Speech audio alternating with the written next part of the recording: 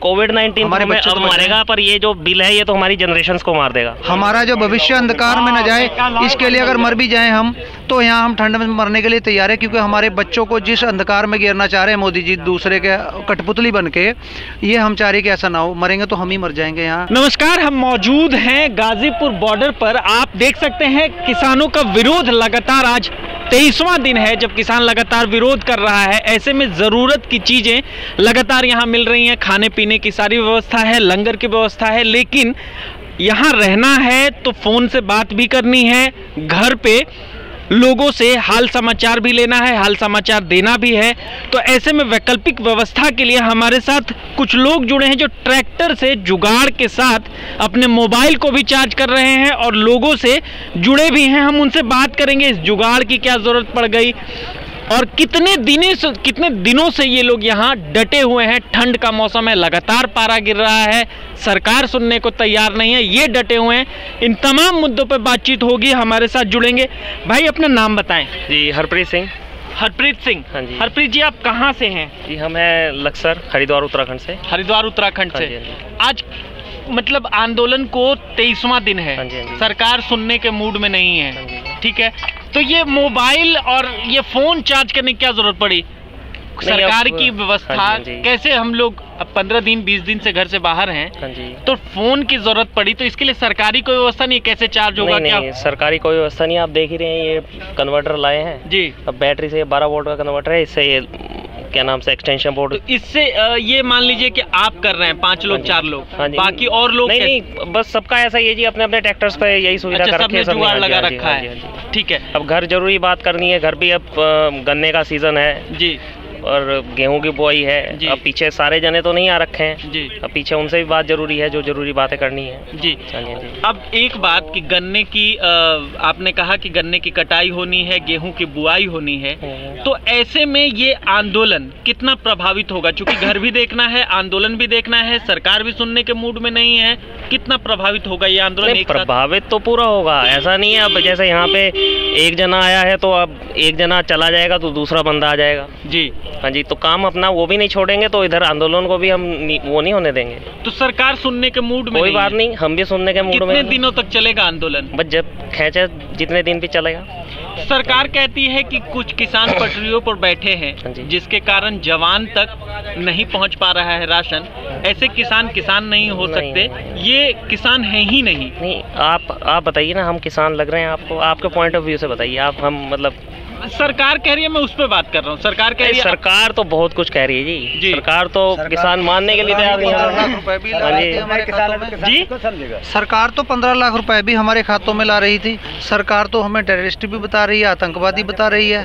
सरकार आज नरेंद्र मोदी जी एक कार्यक्रम कर रहे हैं जिसमें प्रधानमंत्री जी मध्य प्रदेश के किसानों से बात कर रहे हैं और कह रहे हैं कि हम लगातार किसानों के हित में फैसले ले रहे हैं। हमने क्रेडिट कार्ड बनाने के लिए जो दिक्कतें थी उसमें सुधार किया है, अब सबके क्रेडिट कार्ड बनते हैं। इस पे आपका क्या कहना है? नहीं, उनका चलो बात तो वो कर लेंगे मोदी जी, लेकिन वो जो उनका जो मोदी जी का रिमोट कंट्रोल तो अंडानी अंबानी के हाथ में ना, वो जैसा बोलेंगे ऐसा होगा ना। इनके हाथ में क्या रहा जी? किसान क्रेडिट कार्ड एक पेपर वर्क है, तो कौन सा बैंक बना रहा है ये बताइए आप? कौन सा बैंक बना रहा है? अब किस पशु के ऊपर क्रेडिट कार्ड बन रहे हैं, पर बैंक कौन सा बना रहा है ये बताइए? सारी स्कीमें आ रही हैं, कौन सा बैंक बना रहा है? वो कह रहा है जब भाई तुम्हारी जो बैंक प्रॉपर्टी भी नहीं बना रहा है किसान क्रेडिट कार्ड, वो 2 पशुओं पे क्यों बनाएगा? वो तो साफ उनके फील्ड ऑफिसर ही मना कर रहे हैं, भाई हमें तो पहली गारंटी ये दो कि हम पैसा रिबैक कैसे करेंगे उसको।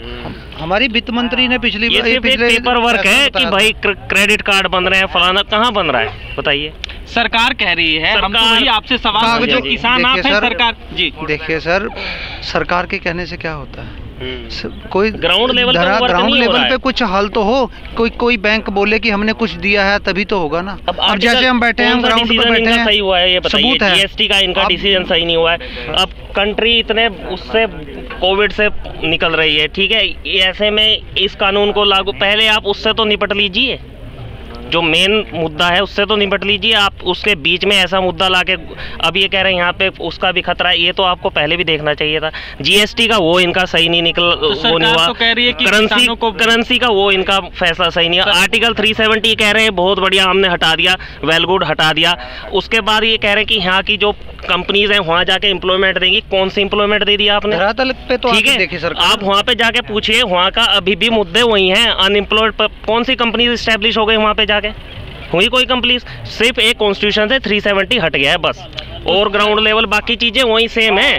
ठीक है, ये कह रहे हैं, ये अंबानी अडानी को ये इतना वो कर रहे हैं, अंबानी अडानी जाके वहाँ पे क्यों नहीं कंपनी एस्टेब्लिश कर रहे हैं? सरकार तो ये कह रही है कि हम सुविधाएं दे रहे हैं, लेकिन आप चूंकि जमीन पर हैं, आप लाभान्वित होते हैं योजनाओं से, आप मना कर रहे हैं। इससे इतर कल कृषि मंत्री ने, भारत के कृषि मंत्री ने लंबा चौड़ा 8-9 पेज का चिट्ठी लिखा है बतौर, और कहा है कि किसानों को बरगलाया जा रहा है। अब किसान पागल नहीं रहा, इसे कोई भ्रमित नहीं कर सकता। वेल एजुकेटेड है फार्मर, ठीक है जी, ठीक है जी।